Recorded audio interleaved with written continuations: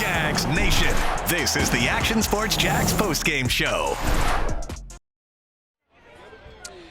Hello, everybody. The Jets are dumb, but we are dumber. It's time for the postgame show to break it all down. The Jags lose one to the New York Football Jets, 32-25, right here at the bank.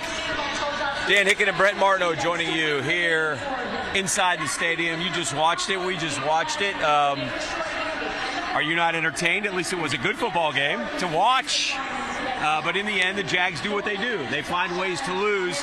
And unbeknownst to you, to me, and we'll get answers from Doug Peterson, somehow, some way, they decided on a big third down play to leave Davante Adams wide open at about the 40-yard line. And he took it all the way down to the 1-foot line. I think, you know what's wild? You're not mad today. Yeah. I don't think I'm really mad or surprised. I don't think anybody that was here, which was actually a pretty nice crowd for this football team, is really that upset one way or another. This is a good win for the draft pick folks because entertaining game, stay in it. Brian Thomas Jr. does his thing, and then you still, stay in the draft pick mix. But I think it's just so bothersome that they can't fix some of their things. Their quarterback play has been putrid down the stretch of games now, a bunch this year.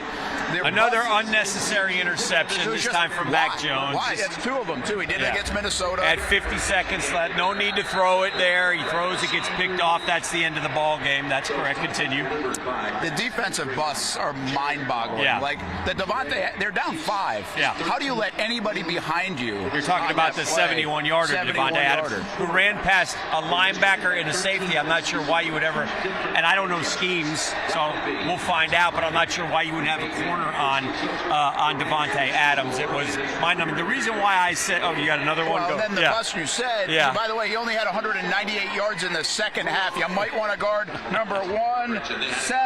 Yes. And it reminded me of the 3rd and 10 play at Houston where they left Schultz wide open over here. They just forget the field exists. Like, did Davante Adams come off the bench? He may have. I mean, how no was one he knows. so open? The reason why I said the Jets were dumb is because Davante Adams took it down to the 1-yard line. The Jags had to burn a timeout, so it's first and goal.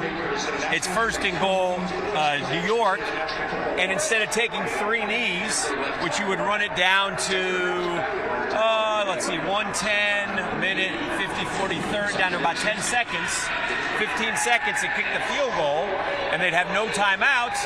They chose to plow it into the end zone and give Jacksonville at least a chance for a game-tying touchdown, which I thought was dumb, but in the end. It was dumb. I mean, the Jets, that was a dumb move by the Jets. I mean, why would you do that? Other than they're thinking disaster because they always have disaster. And that's what happened. Listen, Aaron Rodgers still showed that he had some stuff. The play to Davante Adams, the one on the sideline now, that was a terrific play. Tyson Campbell had a tough day at the office. That wasn't his fault. That wasn't really his fault. That was a great play. Sometimes a quarterback who is a Hall of Famer and a wide receiver who is a Hall of Famer, maybe both past their prime, can gather up and make that play. And I mean, that catch, when you looked at it in slow motion, he's looking this way and he's catching it this way, was a thing of beauty. Yeah, and it was a 3rd and 10 play. I mean, it's a big play. They're going to put the ball back to the Jags. And by the way, I thought this was the best offensive game, maybe of the year for the Jags. Yes. I thought it was They ran the ball well.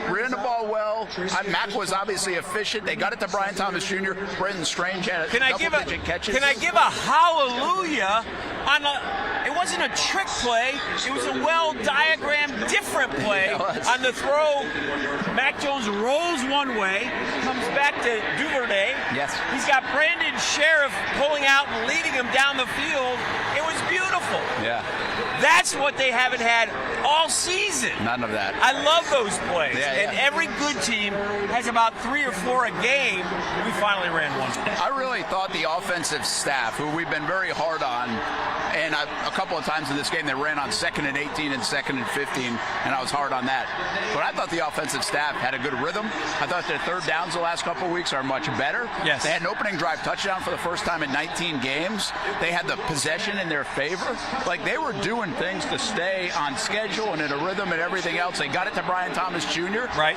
I mean, with Ingram, Kirk, Gabe Davis, and Trevor out, I thought the staff did a really nice job today on offense. Right. The problem is this guy on defense just ain't very good. Like, he has not been good this year. No. They're not fixing anything. I said this earlier, Dan. Yeah. It's supposed to be a simplistic defense. Yeah. Why is it so hard for these guys to play? I don't know, but it seems like that is a something inherent in the Jacksonville Jaguar franchise.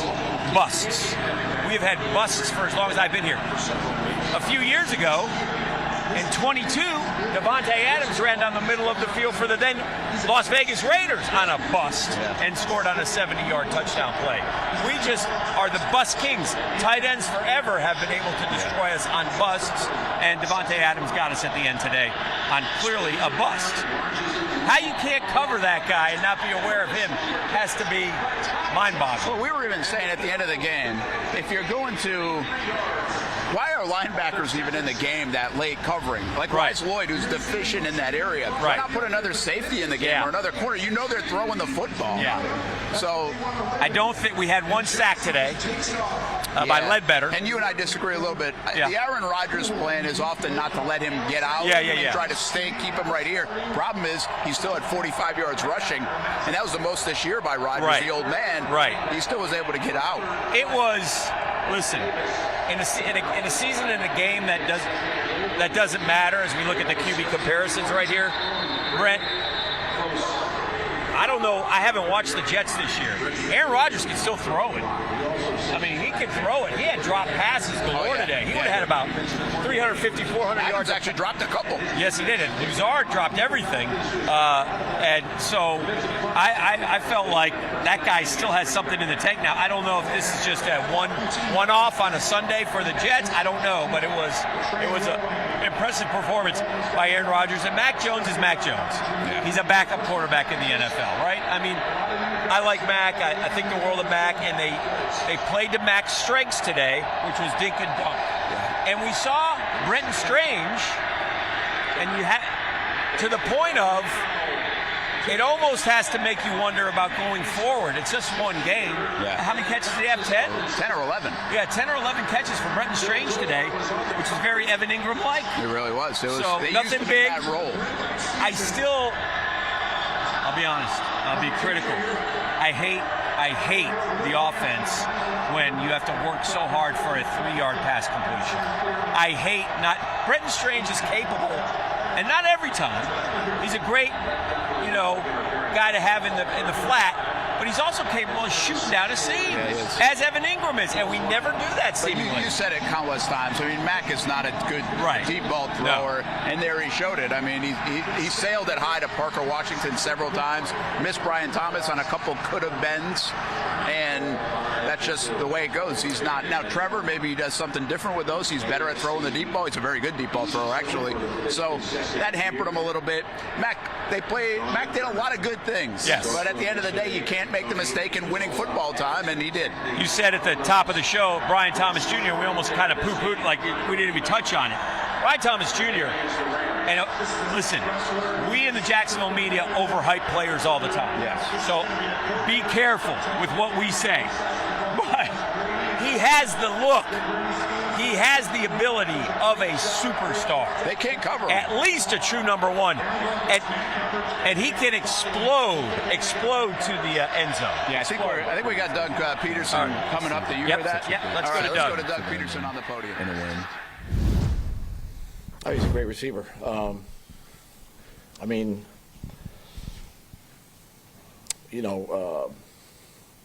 Aaron's a great quarterback.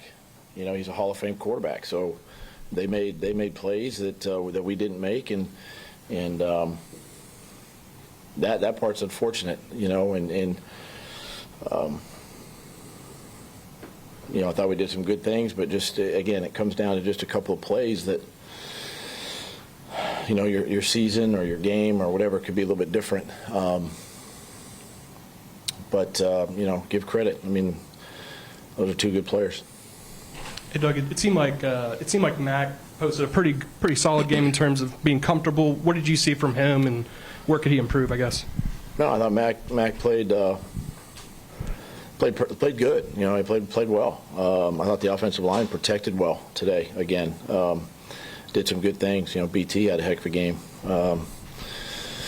You know, so I just think we just got to keep learning and can keep growing as a team and keep working. And Matt gets more comfortable with the things we're doing and what he likes, and it just he played tough. He played physical. He did some scrambles in there. So it was a good performance. Good performance. Doug, on the interception, did you think that Mac was going to Brian, because he was also lined up on the left side with Parker, and he got open on a little curl route over the middle, but Mac chose to go the other way and he just overthrew Parker? Yeah, I just think he sailed the ball a little bit too high. But look, it's trying to make a play, obviously. I have to take a look at the film and make a determination on the route combination. It was a double move route combination, so catching them in their too high shell defense and just felt like just a little bit overthrown. Doug, were you surprised they didn't take a knee there at the 1 yard line and force you guys to use your timeouts and do that? And did you guys let them score intentionally at the end? Yes. Were you surprised that they didn't just? Yes. Isn't that the coaching? Yeah, I mean, it's a different philosophy, but obviously, you can, score the touchdown. You kind of in those situations you want them to score so you can save time for our offense, or the other way is you need a couple times, and make me burn the 2 timeout. So it's either way. Coach, with so many pass catchers that you depended on at the start of the season being out, how nice was it to see both Brian and Brenton step up and have big double-digit days for you reception-wise? I couldn't be more happy for both those guys. This was a great opportunity for Brenton, and he really rose to the occasion. And you talk about a great, humble kid that plays tough, plays physical, and the type of player that we know that he is. And then, of course, BT, you just see the a top receiver in this league. I mean, he's a good young receiver that's going to continue to get better, and as we get Trevor back and all that kind of stuff. I mean, it's a good combination to build around. Doug, do you view as Brian is sort of like one of the bright spots in the season that hasn't gone obviously as well as you guys wanted, maybe the brightest spot? I think so. I mean, I think he's had a heck of a season for a rookie, receiver, and not only here in Jacksonville, but in the NFL. And like I said, I think there's more, as he continues to grow and learn, and it's, he can get better. But I'll tell you this: he's a good, humble kid that does work hard, and he has been a very, very big bright spot for our offense all season.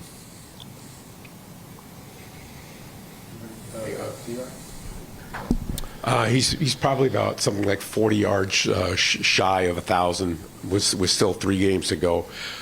What was your anticipation for what he could deliver for you when you broke out of training camp and the season started? Not many rookie receivers get 1,000 yards. Some do, but most of them some do. Short. And obviously, we had high expectations coming out of camp with him. Obviously, Christian, Gabe, Evan. We had some pieces that we continue to run our offense out of, and really find a niche for Brian and really see what he's capable of doing. But as the season progressed, you see that he can handle more information. He can handle more responsibility, and each week we keep finding ways to load him up, and he answers, and that's what you want from your top receiver, and like I said, he's been such a bright spot. He's been a workhorse offensively. Someone, obviously, there's a lot of people we depend on and count on, but he's for a young player. He's someone that you can, dial the ball up, and chances are he's gonna find a completion. So, just been thoroughly impressed with Brian as the season's gone on. Doug, with Brent, he had 11 catches on 12 targets, so highly efficient. What do you like about his route running and his hands and the skills he has as a pass catcher? Yeah, I think he's, he's bigger, he's physical. Obviously, he runs. He probably runs better than people think. Really good, disciplined route runner. It's just, and plus he's learning from Evan too. He's got a good mentor there to learn from, and again, it's what Brenton does during the week and how he attacks the week and what he works on. He continues to work on, his weaknesses, which enhances his strengths, and again, he's been a bright spot for us, a good young player, and excited for him. Thanks, Coach. Thanks. All right.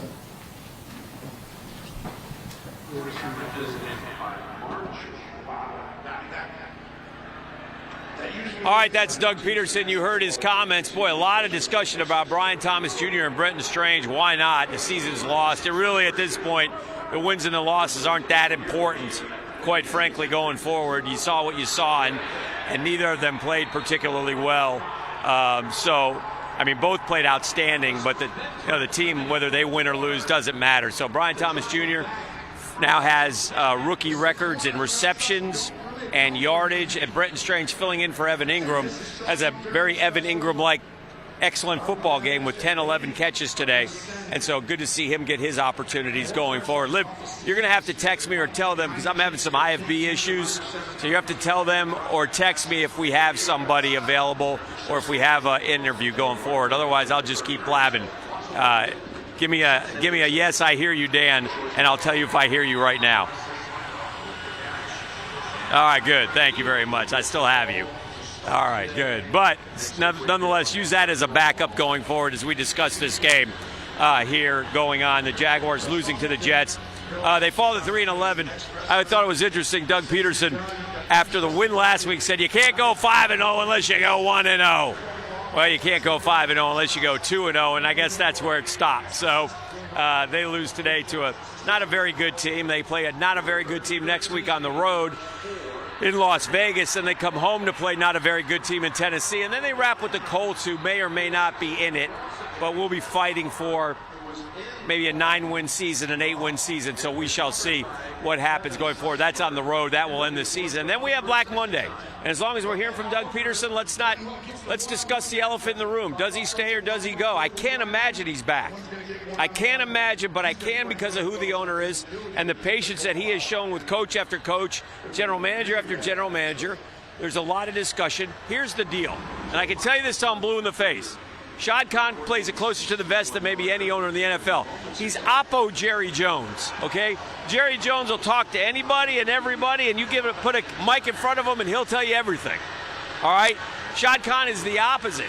We had a Shad Khan sighting on the field today. I saw him with Trevor Lawrence, and I felt like, and watching them sort of hug, that maybe it's the first time Shad Khan's talked to Trevor in weeks. I don't know. I just don't think he's that involved in the day-to-day. Well, I know he's not involved in the day-to-day operation of the football team. And so he's going to have to make some tough decisions, but they're not tough to the fans. They're not tough to most people who cover this team. He was told, quite frankly, that by whomever, we've never confirmed, but we suspect it's Trent Baalke, this was the best team the Jags ever had. They're not close. It's one of the worst teams the Jags have ever had, and it's certainly the most disappointing team the Jags have ever had. So, while you may get some bonus points for Trent Baalke for the play of Brian Thomas Jr. or Brenton Strange starting to emerge, those are good things, okay? Those are fine. Bottom line is the record. The record, I will continue to maintain, is worse than the roster. Peterson first, Baalke second. Here's the deal with Baalke, though. He's not well loved in the NFL circles. You're going to lose out on a lot of good candidates if you keep Trent Baalke. That's just a fact, all right? You're not going to get the Lions offensive coordinator if Trent Baalke stays. I know that for certain. You're not going to get Mike Vrabel if you want him for the head coach. There are a lot of good candidates out there that are going to remove their names from the Jaguars because if Trent Baalke is the guy making the decision with Shad Khan. It just doesn't work. Clean start. get a GM and a coach, get them in lockstep again, and start over. Because that's what you're going to have to do. Again, we told you how good Brian Thomas Jr. is. This is only one game for Brenton Strange. There's no need to get carried away with that. You know, let's see what he can do over these next 3 games, okay? Case in point, Jerry and Jones. Brian, 2 touchdowns today. Jerry and Jones. Say again, Liv. He got free and scored on both those. Brian Thomas Jr. at the podium. Let's go. It was like in a 3-by-1 formation. Had a little over route. The safety ended up coming down driving on a tight end, so I was able to pop open. And second win, hold on. It was like the slant? Yeah. I had a choice route, and I was able to cross my defender's face and break his leverage, and I caught it, and just seen it was wide open, so I ran to that. So, yeah. Brian, on the question is, when you came into the season, what kind of expectations did you have as a first-round selection? What did you think you could accomplish rookie year? As I came into the season, my expectation was just to be the best player that I could be. Go out there, put in the work, and just let that show for me. I came out wanting to just put my best foot forward each and every day, and just be the best I can be as a teammate, be the best I can be as a player, and see where that takes me. Brian, on the last play where the ball was intercepted, did you think the ball was coming to you? Because it looked like over the middle you had an opening there. You were there, but the ball went behind you. Unfortunately, Mack overthrew Parker. But did you think the ball was coming to you, or were you not sure? Nah, I wasn't. I didn't think it was coming. I didn't really see. I wasn't able to see like the covers that they were in, or whatever. So nah, I didn't. Nah. Could you also talk about where does the humility that you have come from? Because quite frankly, a lot of really good receivers in the NFL have a kind of a little bit of a lot of diva in them, and you don't have that at all. Why is that? I just try to be humble. Just try to go by my day each and every day, just being the best person I can be. I really just trying to just being humble, because I know it can all, as it's happening, it can all be taken away from you in a second. So I just try to be humble about everything and just push forward and be the best that I can be each and every day. Mike Brodsky, Florida National News. Brian, you broke 2 records today, rookie records for the Jaguars, most yards, most touchdowns. Was that important to you to set records like that, or how does that fit in with your goals for the team and goals personally? I mean, it comes with it. I was just going out there just playing. It comes with it, just being the best that I can be, and it turned out good for me, just being able to break those records. But I mean, at the end of the day, we still wanted to go out there and win as a team. So I mean, yeah. Going into the game, did you know that you had the ability to break both those records? Were you thinking about that pregame? Yeah, I knew. I know Max said earlier in the week you kind of demand the football, not in a diva way, but did you kind of talk to him and maybe press about trying to break those 2 records? Nah, I just went out there and just played the game the right way. I let everything come to me. Everybody knew, so I mean, I didn't really have to say anything, but I just go out there and just try to play the game the right way, and if it comes to me, it comes to me, yeah. What were your emotions when they made the announcement and, you saw the Brian Thomas Jr. record breaking? What were your emotions? On the yards, when I was super excited because it caught me. I didn't know if I had it or not, so I was super excited about both of them, really. I knew when I got the touchdown, I broke it. So it was just super exciting for me. It was a great moment, but at the end of the day, still just wanted it would be better if I got the win. Who was that woman that you gave the ball to? That was my mama. What's your relationship like? Me and my mom have a great relationship. My mom, my dad, they were both here today. I love both of them. And me and my mom got a great relationship. As a woman who raised me and took care of me my whole life, she means the world to me. Last question. When you knew that you scored that touchdown, did you guys plan that, giving the ball to her? Yeah, we had talked about it. She'd been wanting me to give her one. But every time I score, I just go to the side, and I had never really thought about it. But I was like, this time I'm going to remember. And I remember, and I went and gave it to her. Brian, unlike a lot of first-round draft pick receivers, you came into a room that had some pretty solid, established guys. What have they been like in terms of helping you with your development, and who would you say has helped you the most? They've been great with just Gabe and Christian. They've been great to me, just teaching me a lot. Just me being able to learn from them continuously helping me on the sideline. Me and Christian were talking out like certain coverages and how I should run certain routes. And just them being there for me, they've been great teammates, great brothers for me. They're super supportive, and they just hope for the best for me. Brian, sounds like you're having a hard time really truly enjoying the moments just because the way the season has gone in terms of win-losses. Is that true? Are you having a hard time really enjoying the success? I mean, I wouldn't say it's like a hard time, but at the end of the day, I mean, you know what you want. You know that at the end, the goal is to be like as good as a team. I mean, it's not really about personal accomplishments. You always want to be the best you can be as a team, and the personal accomplishments will come with it. So yeah. Yeah. Thank you, Brent. All right, that's Brian Thomas Jr., who the Jags are, obviously putting in the forefront. He's the story of the game for the Jaguars because they lost. And we, who wants to talk about the team losing? We've gotten used to that around these parts, but we continue to see Brian Thomas Jr. grow. It's got to bring a smile to Trevor Lawrence's face going forward for next season because he'll have a guy to throw to and a guy who the last 2 weeks, again, we are going to force feed the ball to Brian Thomas Jr. and then we're going to get him, and then he gets going, and we don't have to wait all day, and we don't have to not target him. So that's been a smart move finally by this Jaguars coaching staff. I feel like the coaching staff did sort of a good job today in some cases. Look, defensively, forget it, but offensively, I'll give them some credit for how they performed today and the game plan, and it seemed to work. They're playing to Mac Jones' strengths. He is not a deep ball thrower whatsoever, and but the Jags are a long way away from the likes of the Buffalo Bills or the Kansas City Chiefs or teams like that. Again, there's a lot of work to be done, and we've been talking a lot in this show about what they're going to have to do. Say again, Liv. Mac Jones at the podium. Let's hear from McCorkle right now. The last pick, did you had Brian was lined up on the same side as Parker was, and he did like a little curl into the middle, and it looked like he was open. Did you see Brian, or were you just kind of thinking Parker was the guy that you were going to go toward? I'm going to have to watch the film. Yeah. It's definitely in the gameplay. At that point, I think we had like 44 seconds, and we were on the plus 50, so usually it's a second a yard. So you kind of got to get a chunk play, if that makes sense. Yeah. And Sauce kind of baited me into it, I guess. That's what I saw, and he peeled back on it and made a good play. So definitely going to watch the film and see what I can do different.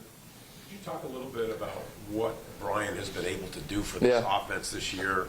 Being a rookie, he's only got about 40 yards left to get to 1,000. Yeah, for sure. I mean, I've been a rookie before, and he's a professional, and all the older guys obviously have been a rookie before too, so they get what he's going through, and it's just impressive that he comes to work every day with a good attitude, and he's going to be here for a long time, and I'm really looking forward to watching him play here. He's a great teammate, and I'm going to just keep building with him. I thought he had a good rapport with Trevor, and has done a good job with me, so just got to keep getting the ball. They're doing things now to take him away, clearly, as you see during the game. So we just got to figure out a way to watch other teams and see what they do and how to get them open more. What kind of expectations do you have for him, not just moving forward this year, but into the future? Yeah, I think when you play well as a rookie, you got to just start over your next year and play well again, and don't let any success or failure carry over to the next year. You just take every day one day at a time, and I know he's going to do that, and we got some good games to finish here, 3 games left, and he's going to continue to fight like everybody else. Mac, you've had a few games now to call the signals and pretty much take the command here. Yeah. How close are the passes? I mean, I know the one pass that you tried for Ryan in the back of the end zone just kind of sailed on him. I mean, how close is it to just the connections at this point? You're still trying to tendencies at this point? Yeah, I mean, you watch NFL football, and there's plays that are made and plays that aren't. So as a quarterback, you just want to get the game to the fourth quarter, and we did. Last week we got down there and won it. This week we didn't, and that's on me. So I know I got to get it to the fourth. That was my plan all along. and Aaron played a great game, and the Jets defense did a great job. So it's a Hall of Fame quarterback, and you got to go down there and score as much as you can, turn those 3s into 7s. And how important was it to get Brian involved early? I mean, even if it was just short little passes to get it going there. Yeah, for sure. I mean, that's every offense. You want to feed your best player. And obviously, we got other great playmakers too. So I thought Brent did a good job. The running backs, the other wide receivers did a good job. So obviously, the offensive line, that's a really good defensive front. So they did a good job. And really just comes down to me finishing and making some better decisions. And we're in it at the end. So just finish better and see where it takes us. Hey, Mac, I know you'd rather have a win, but it seemed like you were comfortable out there today. Could you talk about your performance today and just, it seemed like you were having fun? Yeah, for sure. I appreciate you noticing that. I think for me it kind of ruins it because we didn't win, right? And I'm always about that. But at the same time, I've been very hard on myself in the past, and my goal is to finish this year strong and see where it takes us. And I'm bummed. I'm disappointed because we were in that game, and I'm looking at it from a professional standpoint and what can I do better. And I thought the coaches called a good game and the players executed for the most part. I just got to make a couple more plays and we'll be in a different spot. Did you feel more comfortable heading into this week as opposed to maybe the last couple weeks when you were coming in a little bit colder? Yeah, for sure. I mean, it's been an up and down year, but that's your job as a backup quarterback, to be in there, get ready to play. We had some guys injured this year, and I felt like the young guys have stepped up and made plays, and to hang with a good team like that, I mean, it was good. But I want to win. Everybody wants to win, and we're going to find ways to do that these next 3. And last thing for me, just it seemed like you and Britton Strange already have a pretty good connection. Yeah. Could you talk about that and sort of what he sort of meant to you and the team over the last few weeks? Yeah, I think when I first got here, just his toughness. He's always training hard, running hard, blocking very well, and then he's really improved in the past game. But yeah, he stepped up with Evan being hurt, and I fortunately got a lot of reps with him in OTAs and whatnot. So we have a little bit of a chemistry, and we're just going to continue to build. Mac, does it feel like, even in the loss, the offense took a step forward today? Most points I think you guys scored since week 9. I mean, yeah, like I said, you want to get it to the 4th and have a different result, but at the end of the day, you got to get there and you got to put up points, and I can turn some of those 3s into 7s, like I said, and it's a different game. So I'll learn from it, and thought the guys played well, fought hard, and I really enjoy playing with this group, and we're going to figure it out. Cool, thanks. All right, I'll tell you one thing. We learn a lot. We learn a lot down here in Jacksonville. These football players learn a lot because we lose a lot. And when you lose, I hear we learn. We'll learn from it. We'll learn from it. At some point, the learning's got to stop and the winning's got to start. But it just doesn't seem to happen this year in 2024 as the Jags fall to 3-11. All right, we got player interviews coming up next. We'll take a quick break. We'll be back with more here on the Postgame Show. We're live at the bank. I'm Dan Hicken. Brent will be along as well. It's all coming up in just a minute. Get local sports on demand with Action Sports Jax 24/7. All sports, all local, all the time. From the locker room to the field, the Jags, high school football, the Jacksonville Armada, and don't forget the Brent and Austin Show. They're all in on Trevor. Of course. Download the Action News Jax Now app, available wherever you stream or at actionnewsjax.com. TV, phone, laptop, desktop. Action Sports Jax 24/7. Jacksonville sports, all the time. I've been forecasting the weather for a long time, and no matter where I go, I always get asked the same question. Hey, Mike, what's the weather going to be like? Hey, Mike. Hey, Mike. Mike, hey, what's the weather going to be like? I don't mind being asked because I always have the answer. Great day for a perfect round of golf. Hey, a little rain later today. So go ahead, ask me. Hey, Mike, I'm heading out. What's the weather like tonight? It's the same question, even at home. Mike Burrish, he's got your weather answer on Action News Jax. Jags Nation, this is the Action Sports Jax postgame show.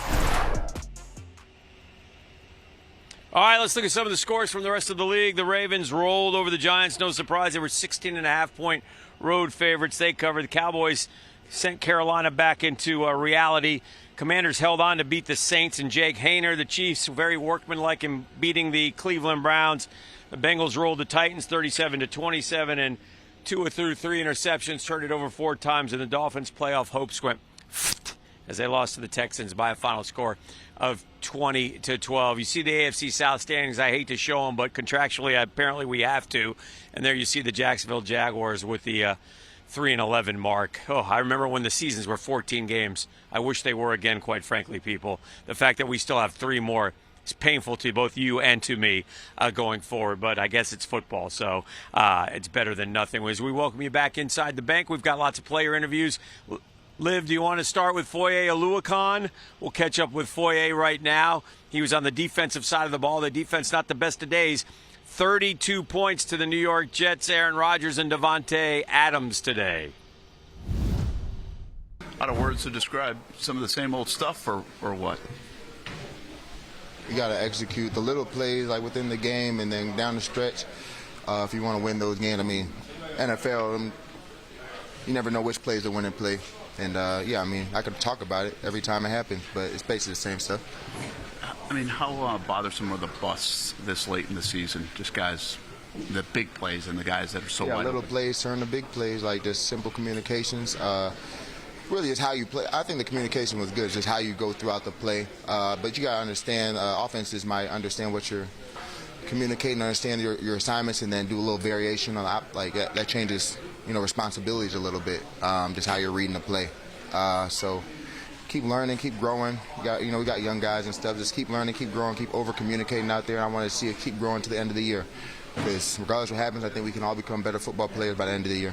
I was going to say, how much credit does go to a guy like Rodgers who's so experienced in getting you in bad spots? One more time. He's so experienced in getting you in bad spots, right?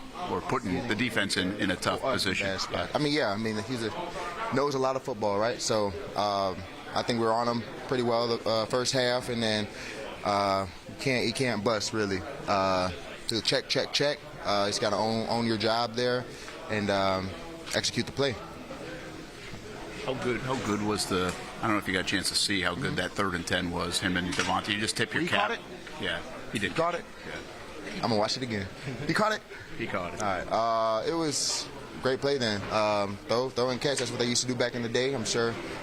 He was trusting them and he threw it in a good location. Tyson was right there. Just I guess you got to finish that play better.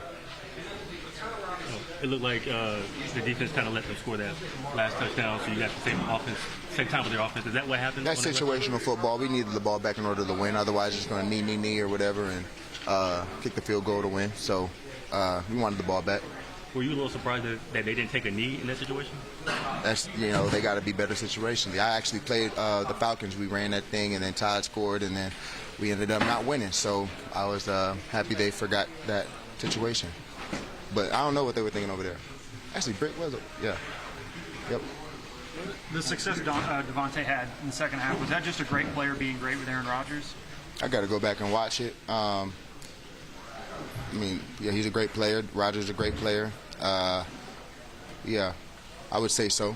I think I think communication was pretty good. So I got to watch how he was catching the ball and everything. But obviously, we need to get better and keep growing as a defense.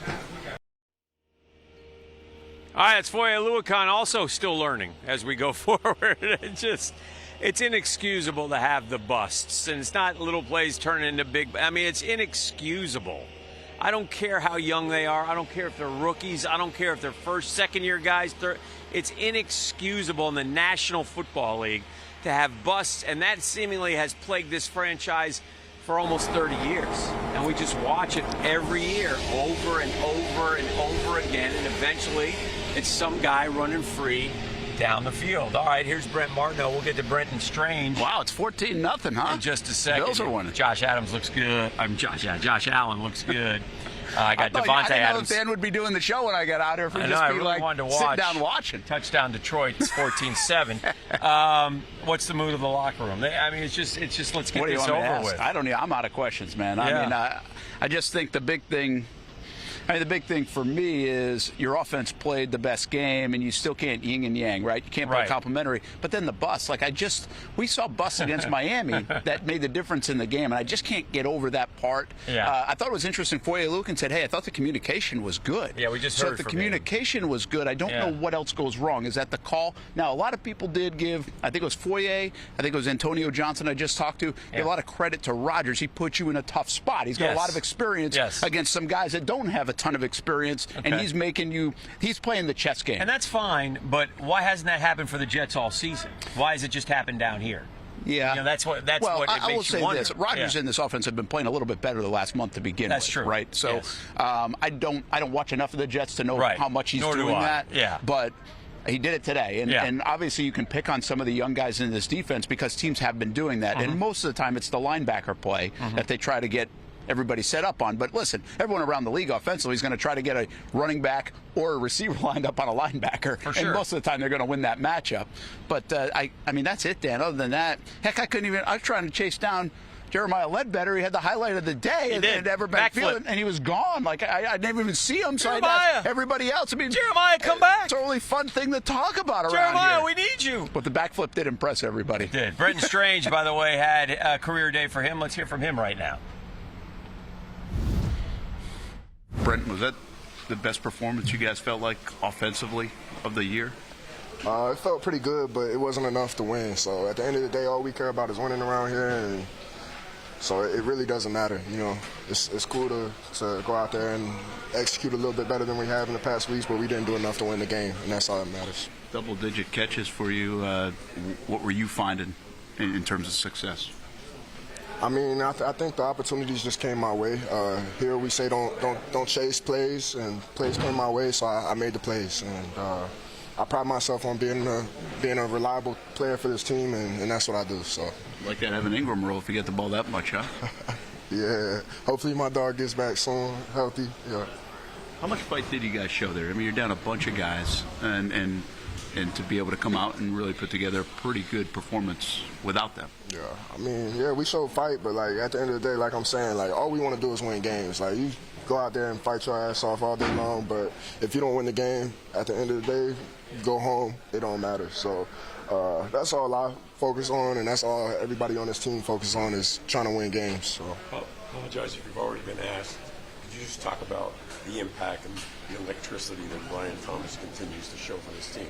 He's a great player. What did he break today? The franchise record for? No, he broke the franchise rookie receiving record. And now he's about 40 yards shy of 1,000, something like that. So that speaks for itself, man. He's a great player, and he's been great since he stepped in the building. I noticed it a long time ago.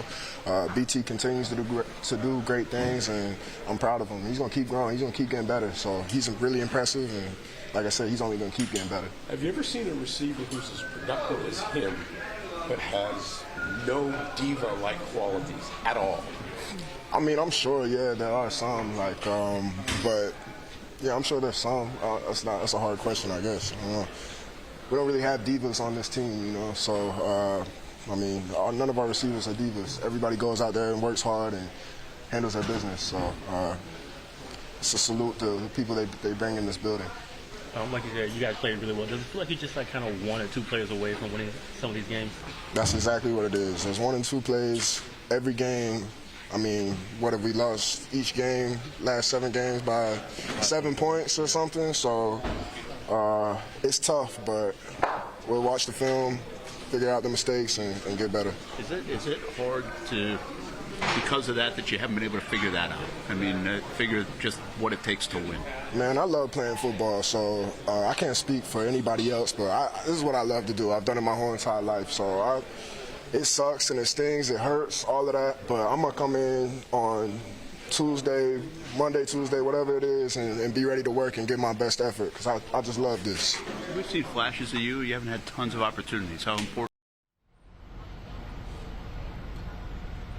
There's a young man who, is excited about playing because he's finally playing. Yeah. I mean, he logged a whole game today. I mean, he hasn't done that since he's been here. So that's got to be exciting for him, and he's got to be feeling pretty good about the offense right now and feeling, for him.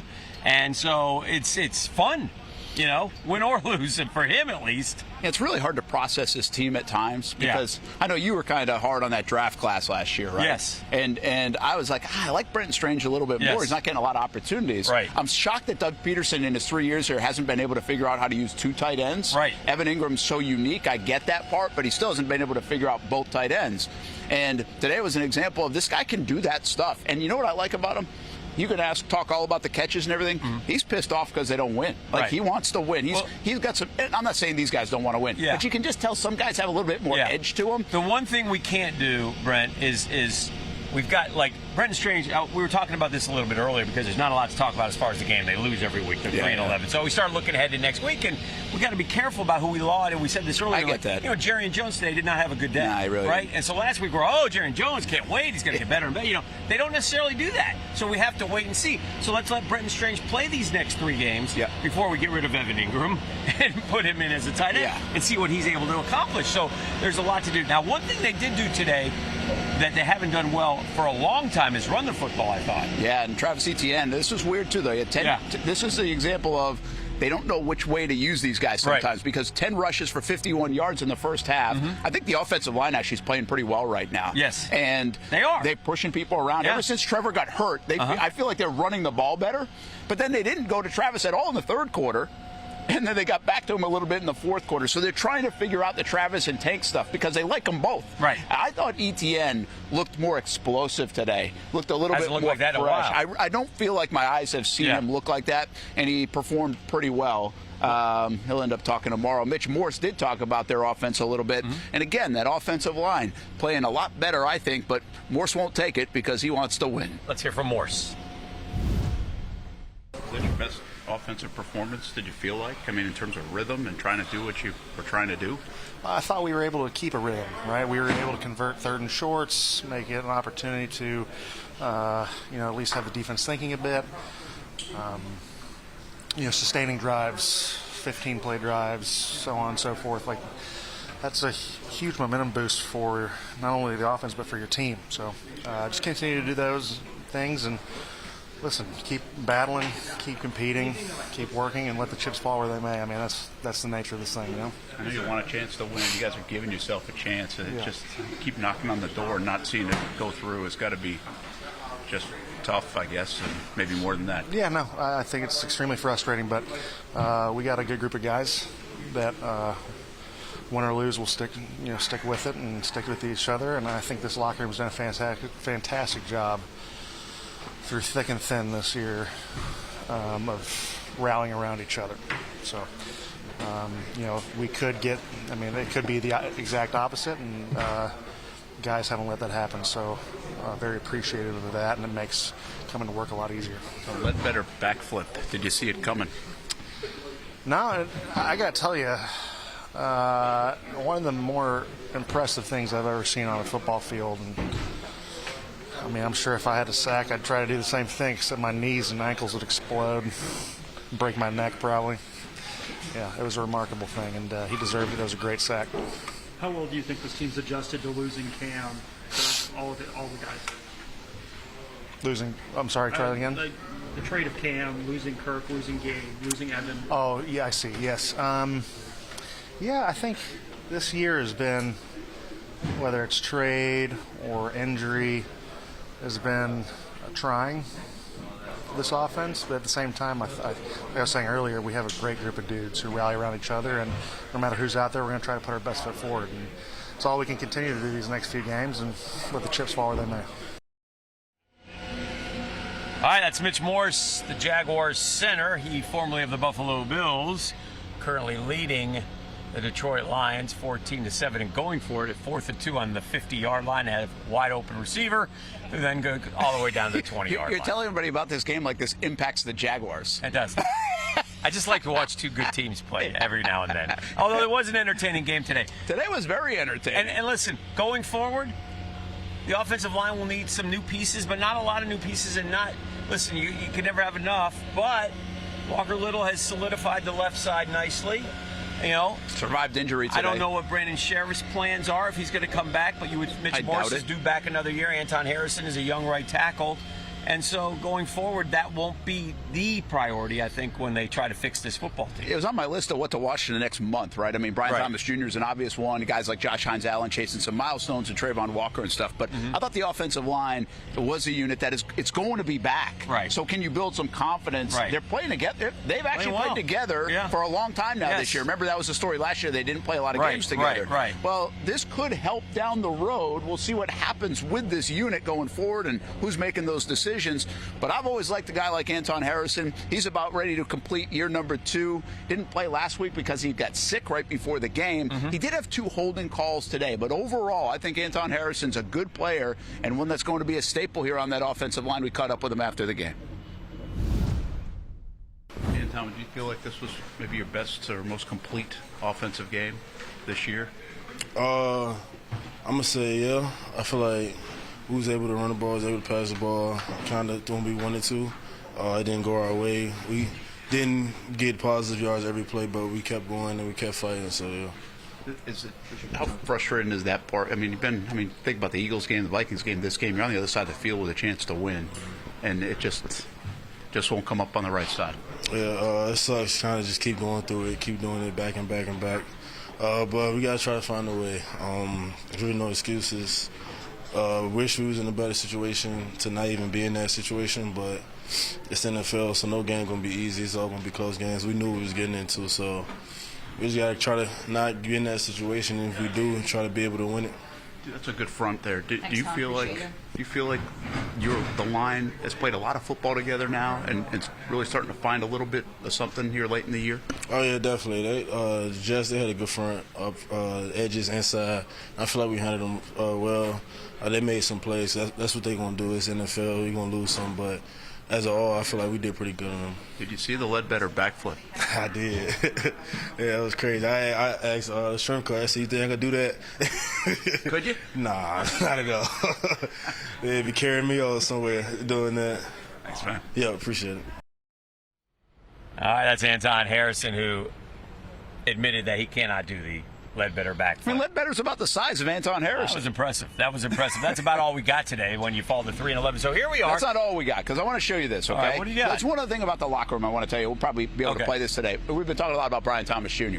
What's kind of neat, and I said this to you a minute ago, you can see guys' eyes light up when they talk about Brian Thomas Jr. Okay. It's at first their eyes, like their facial expression before they start talking about him. We haven't seen that around here a lot. No. You know, when you've got the guy, like, and people are like, he's a dog, and you go back to Jalen Ramsey when people were like, man, that dude's legit right away, right? And I think that's what we're getting with Brian Thomas Jr. The wide receivers this year in the NFL with more receiving yards than Brian Thomas Jr. Jamar Chase, Justin Jefferson, CeeDee Lamb, Jerry Jeudy, Terry McLaurin, and that's it. Yeah. I mean, it's not just a rookie type thing. Yeah. Jamar Chase has a pretty good quarterback throwing to him. Justin Jefferson has Sam Darnold in a breakout year. CeeDee Lamb's done well, obviously. Jeudy done well, obviously. McLaurin has a star rookie. So, yeah, it's interesting. I mean, that's good company. Yes. That's in the whole NFL. That's not just rookies. Right. So, again, can he get over 1,000 yards? He's now not too far away from that. Can he stay healthy? Now can he get to double-digit touchdowns? Sure. He's really what's left to watch for the Jacksonville Jaguars in the final 3 games. Yes, and we'll watch some of the other young guys. But, listen, one of my biggest complaints around here is we don't have any stars. Yeah. You know, we've been pining for those type of guys. You need 4 or 5. Now, look, the Jets go against that argument because they have stars and they're terrible. Yeah, I get it. But they're a hard stars. team to figure out. But if you want to look at their great teams, the Buffalo Bills have stars, the Kansas City Chiefs have stars, the Philadelphia Eagles have stars. We need those types of players down here to help elevate this football team back to where we want to get. And you're a star receiver if your starting franchise quarterback goes down and you're still producing, right? So that makes you a star. Yeah. When you see guys chasing number 7. What has he done basically the last 2 games? He's got like 20 catches. He's got 200-plus yards, right? And that's all in the last 6 quarters. They didn't throw it to him in the first half against Tennessee. That's a good point. One other nod here, Dan. Yes. I know we've been killing the offensive staff this year, really, right? From play calling to everything else. Again, I think worth noting, I said at the top show, I thought they really looked good the last couple of weeks. They're starting to figure something out. Yeah. It's too little, too late. Right. But I do think if we're going to rip them all the time, we got to give credit to that offensive staff. And again, the defense in the first half, what did we say up in the press box? Hey, they're starting to find something other than that Detroit game the last month. Right. Well, then they didn't. Right. They just can't find consistency. No. And when you need them to do anything, they can't do anything. Can't do it. And the lack of complementary football remains astounding as we watch this football and quite team. frankly, when you need the quarterback and the offense to do something at the end of the game, they can't do it either. And so in 30 seconds, peek ahead to Black Monday. Who stays, who goes in terms of coach, GM, what happens? Best guess, we don't know, obviously, but you can't help but wonder what's going to be the deal. Well, the countdown is on. I mean, we've got 3 weeks to figure all that out. On to Vegas. One more home game after that against Tennessee, and then the Colts. But the longest season continues on. It won't end. January 6th is going to be be an interesting day. It will not end, ladies and gentlemen. All right, appreciate you guys hanging out with us on the post-game show. We're back tonight, Action Sports Jacks primetime. We'll do it on Fox 30 around 10:30, and we'll do it again on CBS 47 as well. We'll break it down. We'll show you the highlights. We'll hear from some players. Thanks for hanging out. Jags lose today. They're 3-11 on the season. So long. Jags Nation, thanks for watching the Action Sports Jacks postgame show.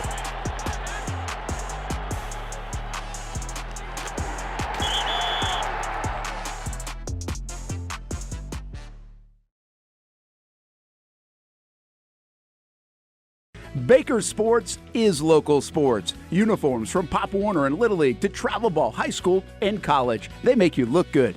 They help you play good. Baker Sports has been helping families make memories that will last a lifetime with their Baker's Buckets. We've got a lot of these filled with baseballs and softballs in the garage.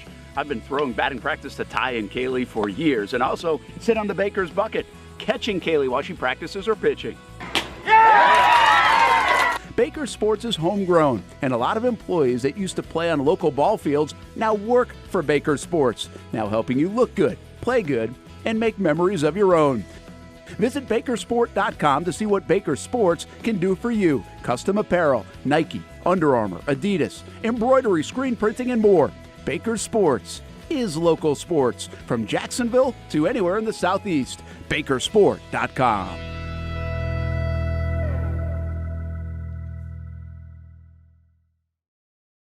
It's hard to put a price on comfort, especially when you use that comfort on a daily basis. But if we're going to put a price on it, how does the lowest price guaranteed sound?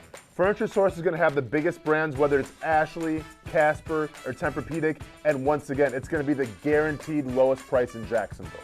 Right now, my friends at Furniture Source are going to give you the ultimate hookup because all month long, they're making their inventory wholesale price. Check out their markdowns up to 50% off. And remember, since it's Furniture Source, you're getting the guaranteed lowest prices in Florida or your money back.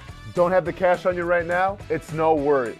Shop endless options to suit your style and budget and enjoy 36 months off with no interest financing. Why use your money when you can use theirs?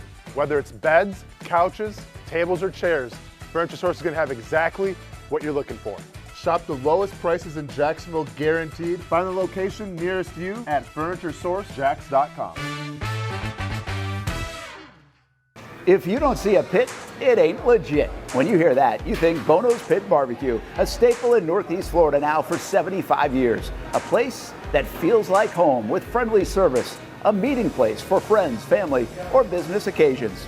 On the menu, the corn nuggets are a favorite in our house, but there's something for everyone. Sandwiches, platters, salads, sides, desserts, and family feasts. You see Bono's all over the place in Northeast Florida. You know, there are almost 20 locations in the Jacksonville area now, so stop on by, sit down, and dine in with Bono's. You can also take it to go. There are drive-thrus in many of the locations, and they have delivery options too. Just download the Bono's app to make things easy. I signed up for the loyalty program, and you can too, to get special offers. If Jacksonville is home, few things feel more Jacksonville than Bono's Pit Barbecue. Celebrate 75 years and many more to come. Bono's Pit Barbecue. If you don't see a pit, it ain't legit. For the game day hustle and every day in between. Juggling my show, Jag Social, to going under the Friday night lights and a social life, it's a daily tournament. But this ride, MVP status. The all-new 2024 Lincoln Nautilus isn't just my car, it's my personal locker room, office on the go, and VIP lounge on wheels. Let's talk tech. My profile remembers everything from customizing my dash display to setting the ambient lighting and my signature scent. And wireless charging, essential for live tweeting scores. Whether I'm packing for a beach day with friends or heading to the gym, there's space for every passion. After dominating all day, this becomes my recovery zone. The massage feature is like having a personal PT on call. Life's a non-stop game, but with this ride, I'm always on my A game. The 2024 Lincoln Nautilus. Drive your passion.